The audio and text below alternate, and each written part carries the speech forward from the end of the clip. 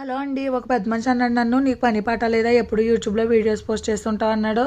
నాకు పని పాట లేక కాదు పెద్ద మనిషి, ఇంట్లో ఖాళీగా ఉండలేక నాకంటూ ఏదైనా ఒక గుర్తింపు తెచ్చుకుందామని అయితే యూట్యూబ్ చేస్తున్నాను. అసలు మా కష్టం మీకు ఏం తెలుసు? పిల్లల్ని స్కూల్కి పంపి, హస్బెండ్ ఆఫీస్కి పంపించి, ఇంట్లో పని అంతా చేసుకుని, వంట చేసి, వీడియో షూట్ చేసుకుని, ఎడిటింగ్ చేసి, పోస్ట్ చేసి, ఎంతమంది చూసారా అని చూసుకుని, మళ్ళీ పిల్లలు స్కూల్ నుంచి వచ్చాక వాళ్ళకి అన్నం పెట్టి, వాళ్ళకి డ్రెస్ చేంజ్ చేసి, వాళ్ళని పడుకోబెట్టి, మళ్ళీ నైట్ అవగానే వాళ్ళకి వంట చేసి పెట్టి, మీకేం తెలుసండి మా కష్టాలు? వీడియో చూస్తారో వెళ్తారు అంతే. వీడియోస్కి ఎంత కష్టపడుతున్నామో ఎవరికి తెలుసు చెప్పండి?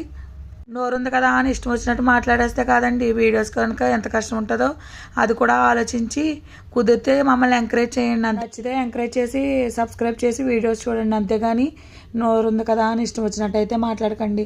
నేనే కాదు, చాలామంది ఉన్నారు యూట్యూబ్ చేసేవాళ్ళు, వాళ్ళు కూడా చాలా ఫీల్ అవుతారు.